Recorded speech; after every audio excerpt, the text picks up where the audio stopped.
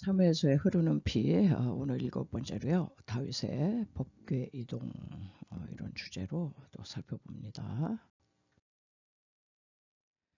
관련 구절이요. 사무엘하 6장 1절에 다윗이 이스라엘에서 뺀 무리 3만을 다시 모으고 일어나서 그 함께 있는 모든 사람으로 더불어 바알레 유다로 가서 거기서 하나님의 궤를 메우려 하니 그 궤는 그룹들 사이에 좌정하신 만군의 여호와의 이름으로 이름하는 것이라. 저희가 하나님의 궤를 새 수레에 싣고 산에 있는 아비나답의 집에서 나오는데 아비나답의 아들 우사와 아효가 그 새 수레를 무니라. 저희가 산에 있는 아비나답의 집에서 하나님의 궤를 싣고 나올 때에 아효는 궤 앞에서 행하고 저희가 나아곤의 타작마당에 이르러서는 소들이 뛰므로 우사가 손을 들어 하나님의 궤를 붙들었더니 여호와 하나님이 우사의 잘못함을 인하여 진노하사 저를 그곳에서 치시니 저가 거기 하나님의 궤 곁에서 죽으니라. 여호와께서 우사를 충돌하심으로 다윗이 분하여 그것을 베레스 우사라 칭하니 그 이름이 오늘까지 이르니라. 네, 이 본문을 근거로 해서 오늘 또 말씀을 좀 살펴봅니다. 네. 이 법계 이동에 대한 얘기인데요. 큰 불상사가 났어요. 이제 이 법계는 두 왕이 딱 대조가 되면서 이스라엘의 초대 왕이었던 이제 이 사울 왕은요, 왕이 되었을 때 법계 또는 언약궤에 전혀 관심이 없었어요. 관심이 없고 이 왕은 이 인간 통치, 자기가 하고 싶은 대로 왕권을 막 휘두르는 거죠. 그렇지만은 이제 다윗은 그렇지 않았어요. 모든 통치의 기초와 기준을 하나님의 임재의 상징인 언약궤 또는 법궤를 생각하면서 다윗은 신정 통치를 하기를 원했습니다. 얼마나 좋은 생각이에요. 하나님이 정말 축복을 주실 만한 그런 이제 생각이죠. 그래서 이제 그동안의 법궤는 어디 있었느냐. 이 사무엘 그상 5장에 보면은 블레셋이 이 법궤를 이제 탈취해 갔잖아요. 그래가지고 이 법궤가 블레셋에 그 몇 달 못 있었어요. 6개월 만에 얼마나 재앙이 이제 많이 오는지 블레셋이 되돌려줬어요. 그래가지고 법궤가 블레셋에서 돌아와가지고 기럇 여아림이라고 하는 그 수풀 속에 텐트 속에 이렇게 있었는데 이 아비나답이라고 하는 사람이 보관하고 있었어요. 그것도 40년간 수풀 속에 방치되고 있었다. 예. 그래서 그 방치되어 있는 이 언약궤를 다윗 왕은 그래도 저렇게 하나님의 그 임재의 상징인 법궤가 저렇게 방치돼서는 안 되겠다. 그래가지고 다윗성으로 옮겨올 시도를 이제 하는 장면인데 거기서 이제 큰 이제 불상사가 일어나게 됩니다. 네, 그래서 이제 다윗이 법궤를 1차에 실패했기 때문에 2차 이동을 합니다. 그래서 이제 한번 대조를 해봤거든요. 첫째, 아무리 하나님을 위한 이제 선한 일이죠. 법궤를 가까이 두고 하나님께 묻자 가로대서 정치를 하게 되는 건 뭐 이거는 진짜 이제 상 받을 일인데도 불구하고 하나님의 임재의 상징인 이제 법궤로 하나님의 뜻에 맞지 않게 행할 때에는 하나님의 진노가 임한 거예요. 그래서 이 본문을 이제 대조해서 보니까 다윗이 1차 법궤 이동 때는요, 천부장과 박부장 곧 모든 장수로 더불어 의논하고 우리가 우리 하나님의 궤를 옮겨오자.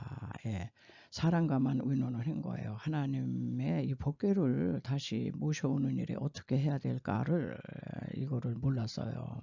그래서 우사가 죽은 후에 다윗이 아주 하나님을 두려워합니다. 그래서 이제 2차 법궤 이동을 할 때는요, 율법과 규례를 따라 다시 법궤를 이동해요. 그래서 이 사실을 다윗이 몰랐던 것 같아요.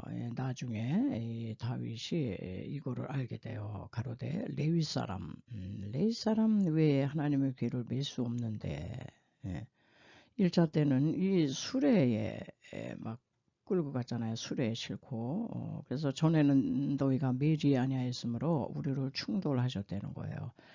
우리를 충돌하셨나니 이는 우리가 규례대로 저에게 구하지 아니하였습니다. 규례. 아무리 하나님 기뻐하시는 일이라도 하나님의 뜻을 묻자가 거로돼서 하나님의 뜻대로 하지 않으면 그건 아웃이에요. 여기서 그걸 이제 보여주는 거죠. 네, 또 대조해 봅니다. 두 번째로는요. 1차 복귀 이동 때는 블레셋의 방식대로 했어요. 블레셋은 새 수레의 소가 끌고 갔잖아요. 법궤를. 그래서 이 하나님의 법을 벗어난 세상 방식대로 해서는 안 된다. 이런 얘기죠. 왜냐하면 법궤는 뭐예요? 하나님이 거기 계신 거예요. 하나님의 임재의 상징으로 지성소에서 가장 거룩한 기구입니다. 그러니까 우리 하나님께서는 그 하나님의 거룩을 철저히 방어하시는 분이에요. 지키셔요. 그래가지고 그 민수기에서 가데스반에 왔을 때 무리바 물사건이 나타나잖아요. 물이 없다고 그냥 백성이 아우성을 칠 때 모세가 지팡이로 반석에게 명하라 말하면 나온다 그랬는데 얼마나 화가 났는지 여기서 반석을 2번 땅땅 칩니다. 그러니까 하나님이 그때 나의 거룩함을 너가 훼손시켰기 때문에 너는 가나안 땅 바라보기만 하면 못 들어간다. 이렇게 하실 정도예요. 자, 그래서 1차 법궤 이동은 블레셋, 곧 하나님이 없는 세상 방식대로 이거를 취급한 거예요. 그럴 땐 이거는 하나님의 이제 진노감이라는 거죠. 자, 그래서 이거를 이제 그 우사가 죽음으로써 이거를 이제 깨닫고 이제는 율법과 규례를 살펴보니까 이거는 이렇게 해서는 안 되는 거였어요. 율법과 규례를 따라서 다시 법궤를 이동합니다. 제가 이 사진을 갖고 왔는데요. 이 사람이 어깨에 이게 퍼런 게 이게 법궤예요. 청색 보자기로 쌌죠. 4명의 레위인이 앞에 둘, 뒤에 둘 이렇게 해가지고 어깨에 매야 되는 거예요. 근데 이 법궤가 보통 무거운 게 아니죠. 법궤 안에는 십계명 2돌판이 들어있고 만나 항아리가 있고 아론의 쌍난 지팡이가 있어요. 이 안에는. 그리고 이 법궤 언약궤에는 뭘로 만들었느냐, 조각목에다가 금을 입혔어요. 그래가지고 이게 이제 황금 박스거든요. 그래서 매우 무거워. 무거운 데다가 사람 넷이 한맘 한뜻 보폭이 같아야 돼요. 어떤 사람 빨리 가려고 한 사람은 느려 터지고 그러면 안 돼. 보폭과 호흡을 맞추어야 하는 아주 이 불편함. 그러니까 세상 방식대로 하면 수레에 뭐 이거를 싣고 가니까 뭐 맞추고 자시고 할 게 없어요. 그런데 이런 방식대로 해야지 1차 법궤 이동 때는 이렇게 세상 방식, 블레셋, 세상 방식. 우리가 오늘날 하나님 선교도요. 하나님의 방법이 아닌 이 세상의 기준을 따라 우리가 신앙생활하면 하나님은 건 아웃이다. 이렇게 이제 경고하시는 거죠. 자, 계속되는 대조인데요. 1차 법궤 때는 새 수레로 끌고 갔어요. 이게 뭐예요? 새 수레에 이 법궤를 싣고 가면 아주 편리해요. 인간 편리주의다. 인간 편리주의. 여러분 오늘날 문명과 문화가 발달한 이 시대, 기술 문명이 고도로 발달한 이 시대는 사람들은요 아주 불편한 거 싫어해요. 그래서 사람들은 이게 실용성이 있어? 경제성이 있냐? 속도가 빨라야 돼. 속도감. 이런 걸로 그 고대 다윗은 1차 법궤 이동을 이런 식으로 했다. 이런 얘기죠. 그래서 하나님의 임재를 인간의 의무로 막 조정하는 거예요. 끌고 가려고. 끌고 가려고 했다. 이거는 하나님 앞에 불경주에 해당하는 거예요. 그래서 이거는 하나님의 능력이잖아요. 이 임재의 상징은 하나님의 능력을 인간이 인위적인 힘으로 끌어올 수 없다는 거죠. 여기 보세요. 소가 끌고 가니까 뭐 수고할 것도 없고 애쓸 것도 없어요. 이거는 하나님이 그 아우시아 철퇴를 내리신 거죠. 근데 이제 2차 법궤 이동 때는 이제 하나님의 뜻을 물어서 알았어요. 이거는 너무너무 우리가 잘못된 거구나. 그래서 이 소가 또 새 수레가 이게 아니에요. 온전히 인간이 법궤를 매는 수고를 해야 돼요. 여기 네 사람이 지금 이렇게 나와 있잖아요. 레위인이. 그래서 새 수레가 아닌 레위인이 저울을 짜가지고 앞과 뒤에서 어깨에 메고 이동했다. 그러니까 우리 하나님이 받으시는 그 하나님의 일은 뭐냐, 인간이 수고해라 이런 얘기예요. 그렇게 땀도 안 흘리고 편안하게 수고와 땀을 흘릴 때 하나님의 임재가 그곳에 함께 한다는 거예요. 여러분, 우리는 하나님의 임재를 굉장히 갈망하잖아요. 주여 오시옵소서, 성령님 임하여 주시옵소서. 뭐 하나님의 임재를 우리가 원하면서도 늘 편리한 거, 늘 편안한 거, 또 실용성, 경제성 이런 거 다 이게 세상적인 그 방법을 하면서 하나님의 임재를 우리가 구할 때가 참 많이 있어요. 우리 신앙이 어느덧 이게 연조가 오래되면은 더 잘 믿어야 되네. 요령이 생겼어요. 요령. 요령 피우는 신앙에는 아무 역사가 없어요. 하나님이 임하시지 않습니다. 거기에는 진노가 임하지 않으면은 다행이야. 물론 지금 신약 시대에는 복음의 시대, 은혜의 시대가 돼서요. 즉각적인 진노가 임하지 않습니다. 그러나 이 다윗 때는 구약 율법 시대잖아요. 율법 시대는 뭐 이게 어겼다 그냥 즉각적인 진노예요. 왜 우사가 죽은 겁니다. 저와 여러분이 오늘날 우사 같은 행위를 많이 했을 텐데도 불구하고 죽지 않았다는 것은 은혜의 시대, 복음의 시대, 하나님이 오래 기다려주는 그런 시대에 살기 때문에 우리는 지금 살아있는지도 몰라요. 자, 그래서 이 다윗이 아주 이거를 철저히 이제 깨달았어요. 그래가지고 역대상에 보니까 전에는 너희가 매지 아니하였으므로 우리를 충돌하셨나니 하나님이 우리 인간을 충돌해봐요. 우리는 즉사합니다.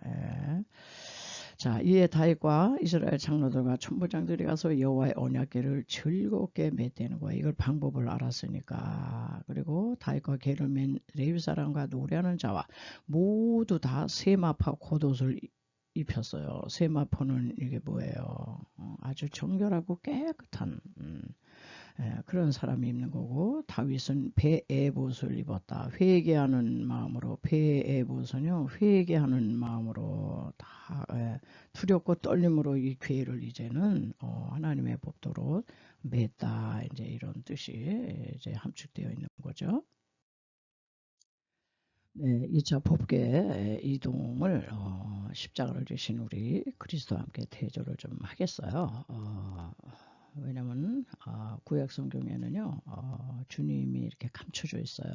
십자가가 또 이렇게 감춰져 있고 그래서 우리는 그거를 발견해서 우리의 주님을 더욱더 묵상하는 게 우리 신앙의 이게 목표예요. 뭐 법궤 이동에 대한 얘기만 아는 게뭐 그걸로 다가 아닙니다. 자, 2차 법궤 이동의 의미가 뭐예요? 레위인의 어깨에 메고 갔잖아요, 여기. 그래서 우리가 살펴본 것처럼 이 법궤는 십계명 두 돌판 지팡이, 아론의 쌍난 지팡이, 만나 항아리. 거기다 이제 조각목에다 금을 입혀가지고 황금 박스가 돼가지고 굉장히 무거웠다 그랬어요.